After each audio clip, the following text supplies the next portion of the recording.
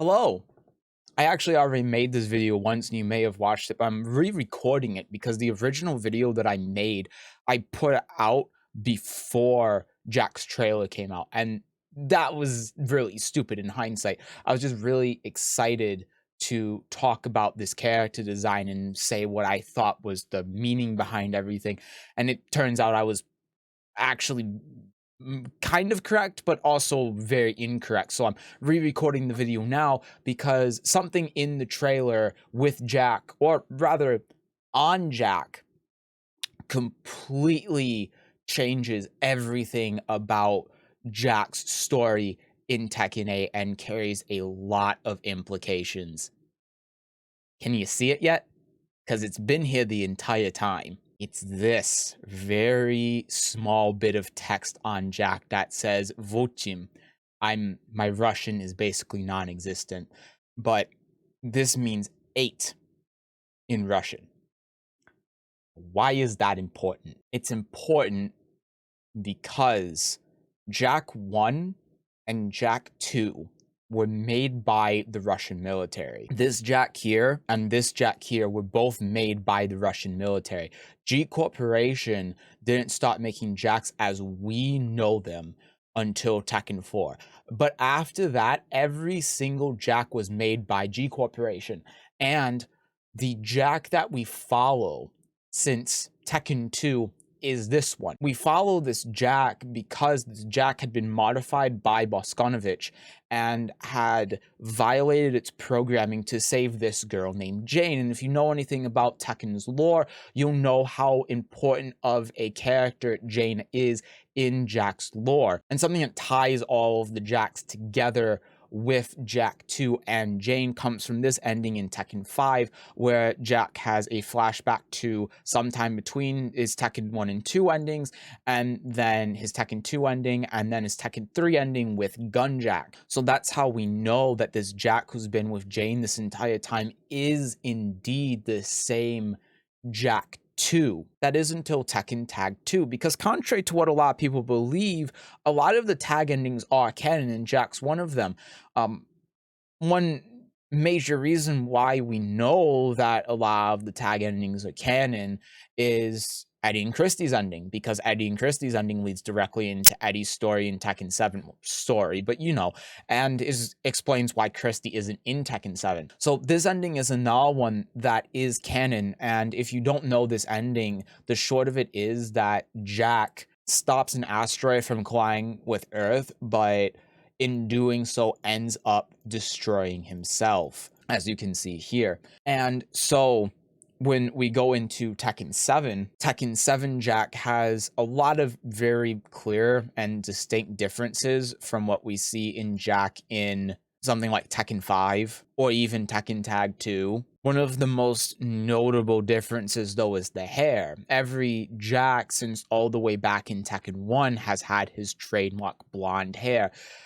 Jack 7 has red hair, which normally you would say, okay, that's not a big deal, but it is something that's very distinct in showing that this isn't the original Jack. Also, that unifying thread that's been with Jack since Jack 2 and every ending with Jane is nowhere to be seen in Tekken 7, and something that we see with Jack as well in pretty much every Tekken ending since Tekken 2 is that Jack, at least in some way, conveys emotion. And he conveys emotion because the modifications that Boskonovich had made to that Jack gave him like some sort of conscience, right? That's why he protected Jane, and his story in Tekken 2 describes that Jack had wanted to meet his creator, Boskonovich, in order to turn him into a human.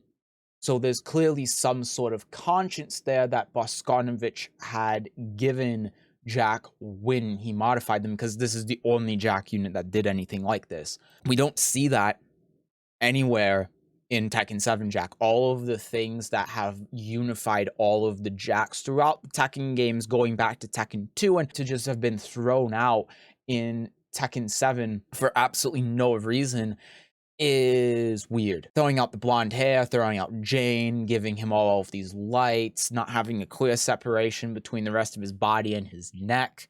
right? So that you can move the head onto other units if that's how Jack gets upgraded. So then what does this have to do with Jack-8? Well, what this has to do with Jack-8 is that all of the Jack units since Jack-4 had been made by G Corporation. Jack-2, the original Jack, had been made by the Russian government. So the Russian government does have a history of making Jacks. Prototype Jack was made by the Soviet Union. Jack 1 and 2 were made by the Russian government. Jack 3 never existed. Jacks 4 through 7 were all made by G Corporation. And Jane was working in G Corporation to make the Jack units after this whole thing with the Mishima Zaibatsu. That's a whole complicated thing that we don't need to go over. So what makes this so interesting is that this Jack, for the first time since Jack 2, so in canon, about 25 years, assuming that this game takes place in 2018, is being made by the Russian government. That's why this says 8 in Russian on not just his chest, but also on both of his wrists. So there's a couple of possibilities how this came to be. One of them, as you might notice, is that his neck has also been destroyed. It's very possible that the Jack units that Jane had made for G Corporation, if indeed Jane was able to swap his head out and put it on an updated Jack unit, or at least an updated body, those connectors were all on his neck, and that part of him would have been destroyed in his Tekken 2 ending. So one possibility is that Jane actually had to go to the Russian military after retrieving Jack's head, or at least what remained of Jack's head, in order for Jack to be rebuilt, because all of Jack's programming and memories were also made by, wow, okay, that was actually made by the Mishima Zaibatsu, but it was also made by the Russian military. That's kind of a whole thing that don't really need to go over.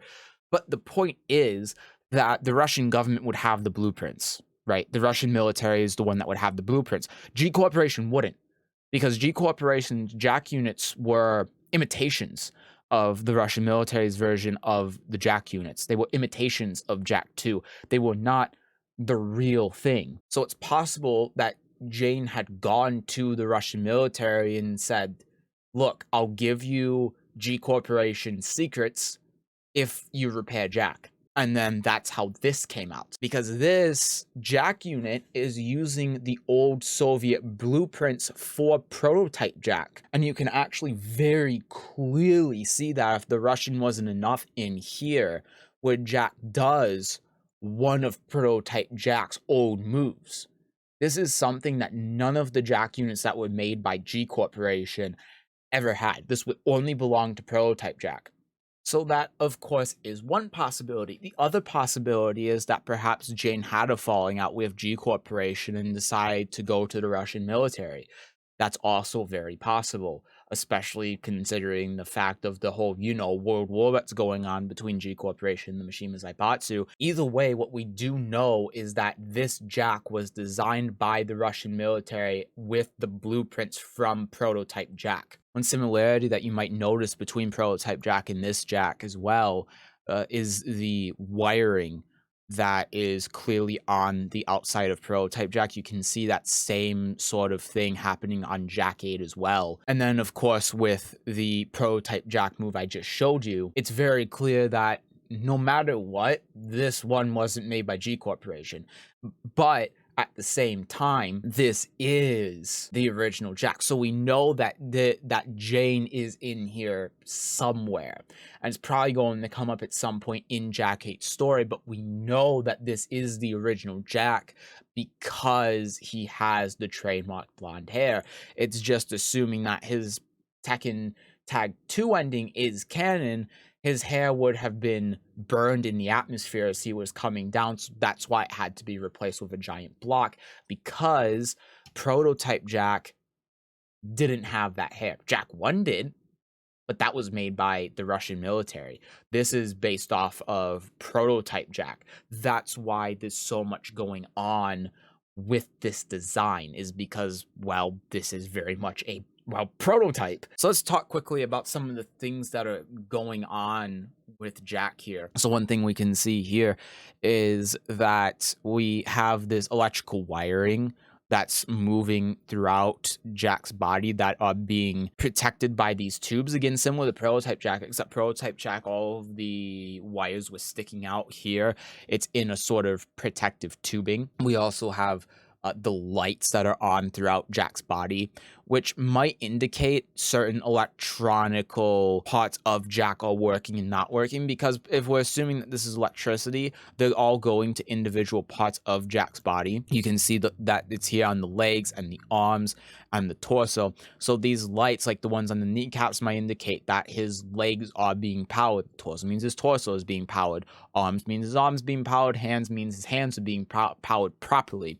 So if, logically speaking, there was a fault in the wiring, because again, this is a prototype, the lights would turn off, and then you would know where the fault is, and you'd be able to fix it instead of having to diagnose, well, everything. Another interesting thing here too is this thing. So I originally thought that this was a battery pack, but you can see in this one image that this is actually where the bullets are coming out of, or rather they're going into his back from here. So on one hand, it's possible that this is just made to feed bullets, but on the other hand, it could also be possible that this is doubling as a battery, or there is a battery inside of here and this is all shielding for the battery, which I think makes a lot more sense considering how the wiring is coming out of here. Another thing that you can see on here are little openings on his shoulders and on his hand here for gasoline, because Prototype Jack ran on gasoline, right? It's in Japanese, but yeah, it's gasoline. So the normal Jack units, the non-prototype ones, were actually ran using plutonium, which, if you don't know, means that Jack essentially had a nuclear reactor inside of him, powering him. Because, though, this is based on the old Soviet model of Jack, the Prototype Jack, he is being powered by gasoline. So that's why you see the little gasoline tanks here. And he's got some stuff going on here as well. Like, you can see the jaw here, which controls, well, his mouth probably, and also probably a part of his voice, because now Jack doesn't just make the clanking sounds, but he actually has like a little bit of a voice going on. You have the little visor here in front of his eyes, which is probably for the HUD, because the HUD might have been destroyed before, so they had to recreate it, but recreating it in the eyes would have been too difficult. So they instead have it separate. Another interesting thing as well is that the bullets that are coming out of Jack actually go into the back of him and then inside of him in twos. Originally, I thought this was to differentiate the left punch from the right punch, but it's actually that whenever he does an attack that requires him to use bullets, yeah, here's a good example. So when he does a move that requires bullets, like the forward 1+2 of this move, you can see it actually uses 2 bullets. And there are a few reasons for that. One is that Prototype Jack was more powerful than the normal Jack unit was. But the thing is that this Jack, I mean, you can clearly tell that he's heavier. Like, he just has more armor on him. He has more stuff. He has gasoline that's going through his arms, much like, you know, an airplane wing has gasoline in it. So it requires more power in order to be able to get the same force as a lighter normal Jack unit. So he has 2 bullets that he shoots at a time when he does that attack to be able to generate the required power to be able to do the attack. And I'm sure that there are more things that I'm missing, because there's so much going on with this design. But, you know, this is why Jack is over-designed. It's because he's not. He's a prototype. He's based off Prototype Jack that was made sometime in the 80s, before the collapse of the Soviet Union. And the Jack program that Russia had probably stopped at some point, and then Jane brought over, or they found the last remaining Jack unit that actually had all of the programming and data on it, and allowed them to be able to reintroduce the Jack program. And so This is a prototype. And remember, these Russian scientists, this was like 25 years ago. The people that were working on this probably never even made or were a part of the first Jack program. And if they were, there's only going to be like one or two. The only person in the equation that has anything to do with the old Soviet version of Jack was probably Jane. And again, if we're also basing this off prototype Jack, because let's assume that the blueprints for the non-prototype models were lost or destroyed, no one's really going to have any sort of connection to that project, because that project again would have been done in the 80s. It would have been over 30 years since prototype Jack had been made. So that's the story behind Jack-8's design. And I think that this design is absolutely brilliant. And I hope this video can help you appreciate a little bit more about what's going on, all of the references that you see in this Jack as well, and the potential story implications it could have as well. The idea that the Russian government is making their own versions of the Jack models to fight against G Corporation or the Mishima Zaibatsu or both. I mean, that's why Jack was made in the first place, was to kill either Heihachi or Mishima. I can't remember. I think it was actually Heihachi, but that was the first reason behind it. So the idea that now we're starting to get like the Russian government involved in other nations like Poland, right? That's the whole thing with Lydia's story, is that Heihachi is basically forcing Lydia to participate in the tournament or invade Poland. Right now, you're starting to get more governments involved in the conflict, and it can have a lot of potential implications, especially for Kazuya now that Heihachi is dead and G Corporation. So it's all very, very interesting, right? And the connection here with Jane as well, like there's a lot we can speculate if Jane had anything to do with this or not, if the Russian government had found this part of Jack and then recovered, or if Jane gave it to them and Jane defected from G Corporation, is now starting to give the Russian government secrets that could potentially get them in the war and side with like the Mishima Zaibatsu or something along those lines, right? There's a lot that we can say and there's a lot that we can speculate and theorize, and that's the point of this. It's to have a bit of fun. We don't know anything that's going on with Tekken 8 story. I obviously don't know. I know about as much as you do, but it's fun to theorize and it's fun to speculate about the stories that are behind these characters before the games come out. And I think it really is a testament to just how good the character designs in Tekken 8 are. Because all of the character designs in Tekken 8 tell a story. This isn't the type of video I could make about like Tekken 7 character designs or Tekken 6 or Tekken 5 or like any other Tekken. There hasn't been this much care and thought put into designs. And I'm not trying to say that the character designs are bad, but what I am saying is that I couldn't make a 20-minute video about how Paul's hair is a reference to Polnareff in the past. You know, that's about as much thought that really went into the design, and everything else is just like, what would look cool? What do you think this character would wear? Not so much having a design that tells a story. And Jack's design tells a story. And now that we're seeing everything come together, it's a pretty convincing story as well. And it's very interesting. It makes me really want to know more. And it's something I really, really appreciate about Tekken 8, is that they have been having a clear focus on giving characters more personality, and they are delivering, right? And they've really been delivering in like the new voice lines, the animations, the new moves, the heat system, but they've gone the extra mile and have even done that with the character designs. No one would have been mad if we just had Jack-8 and he looked like Jack because he's always looked, right? No one would have been upset. Maybe some Jack players would have been like disappointed, but at the end of the day, it's what they would have expected. Having something like this that actually, again, tells a story is something that I never expected. I don't think anyone really expected, and really goes to show how much effort they're putting into this game. And it just makes me so much more excited for Tekken 8. And Jack's not the only character as well.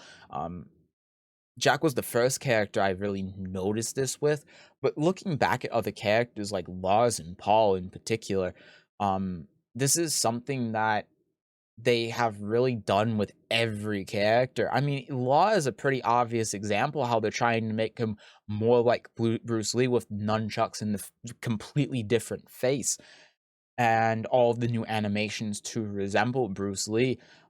It's a very, very obvious one that's easy to point out, but every character in the game has something that, again, tells a story, and it's not something that we've ever really gotten from any other Tekken game, and it makes me really, really excited. And I'll be making videos on those characters as well sometime in the future. So if you like this video and you're interested in more, subscribe. I don't know when I'm gonna be making them, but sometime in the future I will be doing more stuff like this. So anyway, this is my third time recording this entire video, and I'm kind of sick of it, so I'm gonna edit it and upload it. But anyway, thank you for sticking around. Thank you for watching.